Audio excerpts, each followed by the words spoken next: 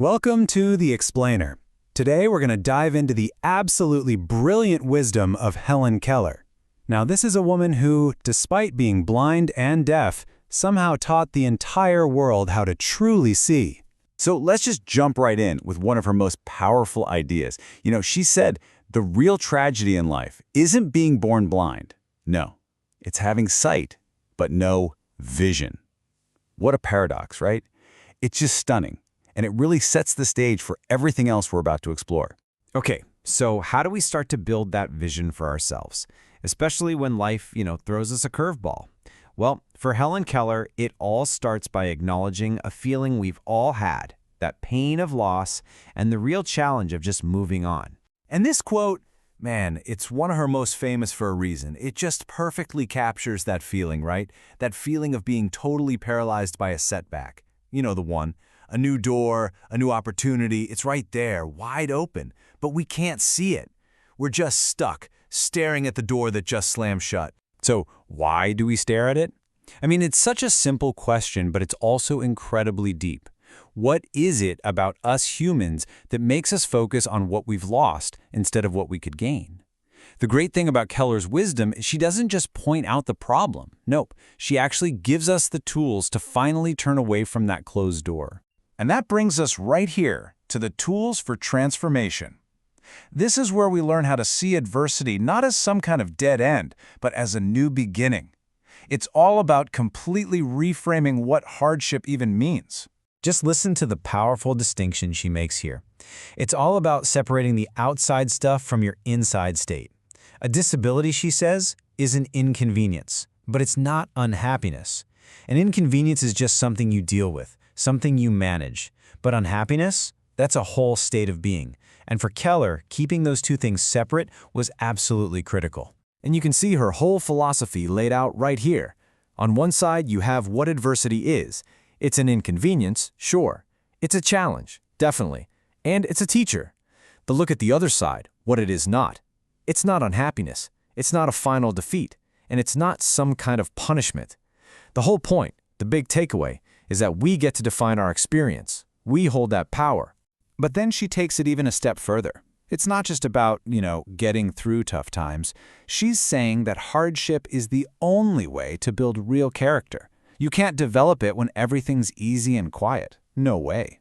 It's the trial, the suffering, that's what strengthens the soul. That's what clears your vision and lights a fire under your ambition. So what this all leads to is this incredible shift in perspective. Adversity stops being this giant wall blocking your way.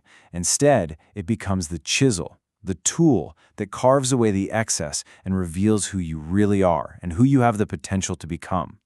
It's literally a tool for discovery. Okay, so reframing adversity is huge, but it's really only half the battle, right? You still need some kind of fuel to get you moving, to actually make you walk through that new open door. And for Helen Keller, that fuel had a name. It was hope. And just look at how she defines it.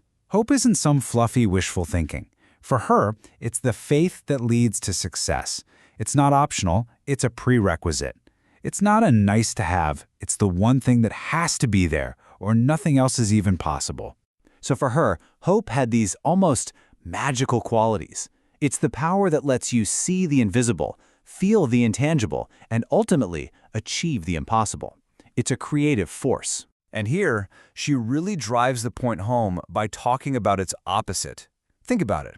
Has a pessimist ever discovered the secret of the stars or sailed to an uncharted land? No. Every single great discovery, every leap forward we've ever made as a species was fueled by optimism. Pessimism, she's telling us, is the absolute enemy of progress. It keeps us stuck. It never finds anything new. All right, so we've talked about reframing adversity. We've talked about the power of hope. Now for this final section, Keller basically throws down a challenge directly to you and me. It's a thought experiment, but it's one designed to change not just how we think, but what we actually see every single day. So here's the question. Just really sit with this for a second. What if you had only 3 more days to see? That's it. Imagine it. Your sight is about to be gone forever. What would you choose to look at? It's such a simple idea, but it immediately forces you to rethink everything you thought was important. Keller kind of maps out what she thinks we'd prioritize. On that first day, maybe you look at something huge, something magnificent and elemental, like the rising sun, a daily miracle that we almost always take for granted. And next, your focus would probably shift to something deeply, profoundly human. The simple, innocent beauty of a child's face, a powerful reminder of the connections that actually give our lives meaning. And then, finally, maybe you turn to the wonder of human creation itself. All the knowledge, all the imagination, all the stories packed into the pages of a book. You see, the whole point of this exercise is to show us that we often only learn the true value of something when it's gone. It's the darkness that teaches us to appreciate sight. It's the silence that teaches us the joy of sound. Keller really believed that if every single one of us could be blind and deaf for just a few days, we would wake up with this incredible, profound appreciation for the gifts we have right now. And that leads us to her final call to action. It's really an urgent plea.